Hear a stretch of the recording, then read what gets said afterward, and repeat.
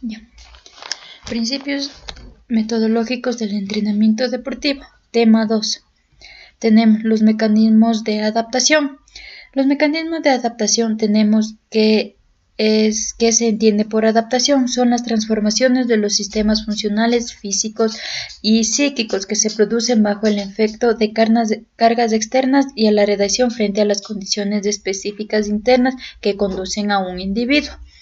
En esto de los mecanismos de adaptación también tenemos la definición de umbral, es el cual es definido como la capacidad del individuo o desarrollada por el entrenamiento que va a condicionar el grado de intensidad del estímulo. Aquí en el umbral tenemos el umbral de entrenamiento y un umbral de tolerancia. El umbral de entrenamiento es un trabajo mínimo, que el umbral de tolerancia es llegar a su máximo nivel de entrenamiento. Luego tenemos el CGA, que es el síndrome general de adaptación, que lo definimos como la respuesta adaptativa y no específica del organismo a toda una causa que pone en peligro su equilibrio biológico. Como siguiente punto tenemos explicación del síndrome general de adaptación a nivel de producción hormonal de los siguientes pasos. Cuando los agentes estresores, ejercicio, frío, dolor, estimulan al hipotálamo, este produce una hormona denominada el ACTH. Esta hormona libera en el torrente sanguíneo y llega a la pituitaria, entonces estimula otra hormona, el ACTH, el cual llega a la sangre de las glándulas suprarrenales, que crea la hormona de la corticoides, que es la hormona del estrés. Esta hormona del estrés segrega dos partes, cuya función es la retención de líquidos y la otra es la glucocorticoides, cuya función es mantener el azúcar en la sangre. Ya. Luego, Seeley propone tres fases para entender las situaciones de estrés. En la primera fase tenemos la fase de reacción de alarma, que está dividida por dos subfases, que es una de choque y la otra de antichoque. En esta de la reacción de alarma, la primera disminuye la resistencia. ¿Por qué? Debido a que actúan con mayor intensidad los mineralcorticoides y con menor intensidad los glucocorticoides. La otra fase es la fase de resistencia. No se va a producir una disminución de la resistencia, pero sí un acomodamiento y un equilibrio. Luego tenemos la fase de agotamiento. En la fase de agotamiento, esta fase puede producir enfermedades si la exposición del estresor no cambia y la capacidad de adaptarse no disminuye. Aquí tenemos un gráfico que tenemos el nivel de resistencia, la reacción de alarma, el estado de resistencia y el estado de agotamiento. Ya. Luego tenemos la respuesta específica, se construye a través del eje del hipotálamo, el pituitario, el adrenocortical. Concretamente sigue unos siguientes pasos, que las dos hormonas llegan a la pituitaria y estas causan aumento de la frecuencia cardíaca, aumento de la presión arterial, aumento de la glucogenólisis, dilatación de los bronquios, disminución de la orina, cambio de flujo sanguíneo, disminución del flujo digestivo. Otro punto tenemos los mecanismos de adaptación del organismo, el principio de la supercompensación. Tenemos,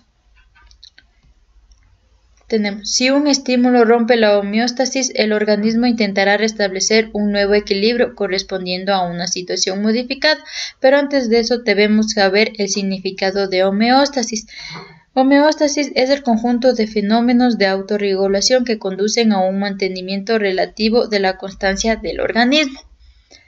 Tenemos que la supercompensación. Los procesos regenerativos no solo intentarán recuperar el nivel inicial, sino que lo van a superar. A este fenómeno se le denomina principios de supercompensación. Aquí tenemos un gráfico donde tenemos como Nivel superior tenemos el estímulo, la fatiga, la compensación, ahí vamos a la supercompensación, el desentrenamiento y tenemos al nivel del mismo estímulo tenemos la homeostasis. Ya, tenemos tipos de adaptación, la adaptación inmediata y la adaptación a largo plazo. La adaptación inmediata o respuesta a corto plazo se definen dentro del ámbito del entrenamiento como los cambios funcionales inmediatos causados por la reacción a un estímulo de entrenamiento. Estos cambios desaparecen al poco tiempo de terminar el ejercicio. Un ejemplo sería, las pulsaciones aumentan cuando dejamos de correr, pero estas vuelven a la normalidad cuando empezamos el otro ejercicio. Tenemos la adaptación a largo plazo. En cambio, el deporte se define como una serie de cambios funcionales permanentes en estructura y función y que es consecuente de la repetición continua de los cambios transitorios. Ya, tenemos los tipos de efectos de entrenamiento. Tenemos los tipos de efectos, que tenemos efectos parciales, se producen por medio de simples de entrenamiento, por ejemplo, cambios producidores por cargas de fuerza, resistencia, velocidad, etc. Tenemos efectos inmediatos, se producen como resultado de una sola sesión de entrenamiento. Efectos retardados son los que se producen durante la adaptación compensatoria. Efectos acumulativos ocurren como resultado de una suma de sesiones de entrenamiento o incluso temporales de entrenamiento.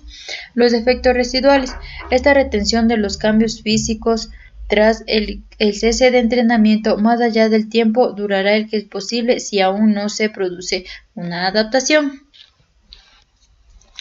Luego tenemos la carga y adaptación.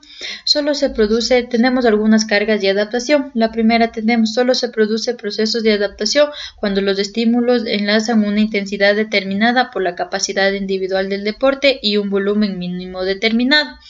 También tenemos otro. El proceso de adaptación es el resultado de un intercambio correcto de carga y la recuperación. Por consiguiente, la carga y la recuperación deben considerarse como una unidad.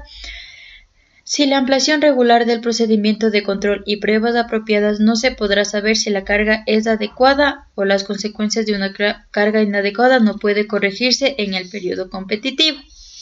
Tenemos modificaciones que se producen en el organismo a causa del entrenamiento. Tenemos algunos puntos sobre las modificaciones que se producen. Tenemos en el aparato respiratorio, aumento de la capacidad vital, incremento de la profundidad de respiración, aumento de la capacidad de ventilación. También tenemos en el sistema muscular, modificaciones son las siguientes: incremento de la masa muscular, aumento de las albúminas contráctiles, incremento de la cantidad de glucógeno y fosforoqueratina. Ya. También tenemos el otro en el sistema cardiocirculatorio, que tenemos aumento de la masa muscular del corazón, aumento del volumen sistólico y reducción de la frecuencia cardíaca. Esto ha sido todo por el tema 2.